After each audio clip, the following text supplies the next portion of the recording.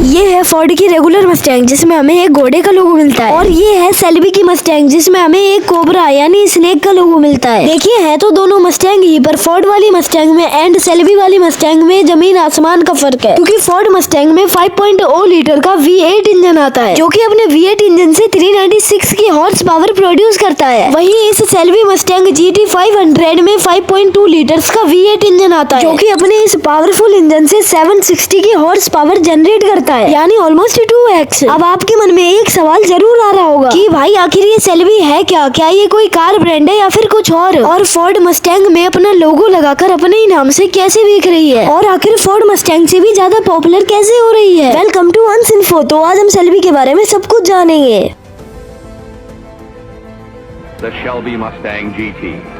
Put 300 horsepower in it, bigger brakes, take the rear seat out, and I did it. To build my kind of car, I had to take an existing car and modify it. What it really means to deliver a high performance car and what the Shelby brand stands. तो सबसे पहले बात करते हैं what is Shelby, आखिर ये भला है क्या। तो देखिए सेल्बी कोई कार मैन्युफैक्चरिंग कंपनी नहीं है, बल्कि सेल्बी एक American based high performance automobile firm है जो कि अपने अकॉर्डिंग दूसरे कार्स को ट्यून और कस्टमाइज करके अपनी ब्रांडिंग के साथ बेचती है। बेसिकली दूसरी कंपनी की कार्स को मॉडिफाई करती है, स्पेशली पावर के मामले में। और दूसरे कार ब्रांड से मेरा मतलब है फोर्ड, क्योंकि अभी के टाइम पे सेल्बी सिर्फ फोर्ड मस्टैंग को ही कस्टमाइज करता है। अब ऐसा क्यों, इसके लिए हमको जाना पड़ेगा 90s-50s के अराउंड, जब सेल्बी के फाउंडर यानी कैरोल होल्सल भी अपने टाइम के फेमस रेसर हुआ करते थे।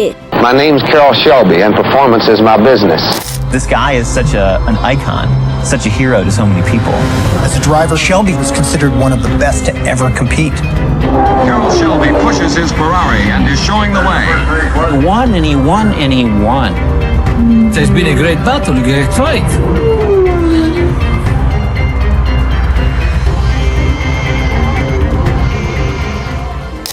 देखिए कैरोल होल्सल भी अपने टाइम के एक फेमस रेसर थे, और इन्होंने अपनी कैरियर की पहली रेस MGTC से की थी, और लकीली अपनी कैरियर की पहली रेस भी जीत गए। और ऐसा कर करके कैरोल सेल्बी ने 2 साल में 12 रेसेस जीत ली, जिससे खुश होकर एस्टन मार्टिन ने अपनी टीम ज्वाइन करने के लिए उनको इनवाइट करा, और 1954 के अराउंड इन्होंने एस्टन मार्टिन को ज्वाइन कर लिया। और अब कैरोल सेल्बी एक इंटरनेशनल रेसर बन चुके थे, और अब इतने बड़े मुकाम पर आने के बाद उनको काफी ज्यादा फास्टेस्ट और एक्सपेंसिव कार्स चलाने को मिलती थी, जैसे Maserati, Ferrari and Jaguar etcetera. Carroll Shelby in cars के स्पीड से तो काफी खुश थे, लेकिन इंजन से नहीं। मतलब उन कार्स के इंजन काफी अनरिलायबल थे, जिससे उनकी मेंटेनेंस एंड रिपेयर में काफी मोटा खर्चा आता था। अब इन्हीं सब चीजों के होते हुए कैरोल सेल्बी के मन में एक आइडिया आया कि क्यों ना एक ऐसी कार बनाई जाए जिसमें यूरोपियन हैंडलिंग हो, और हैंडलिंग के साथ साथ अमेरिकन V8 इंजन भी इंस्टॉल्ड हो, ताकि वो कार से हैंडलिंग में मस्त हो और मेंटेनेंस रिलायबिलिटी के मामले में भी। और फिर क्या, कैरोल सेल्बी ने इस आइडिया के ऊपर अपनी खोज शुरू कर दी, और 1962 के अराउंड कैरोल सेल्बी की खोज पूरी होती है, जब वो Britain based company AC cars के साथ हाथ मिलाते हैं। वो उनकी एक कार उठाते हैं एंड उसमें अमेरिकन V8 इंजन इंस्टॉल कर देते हैं, एंड उसको नाम देते हैं कोबरा,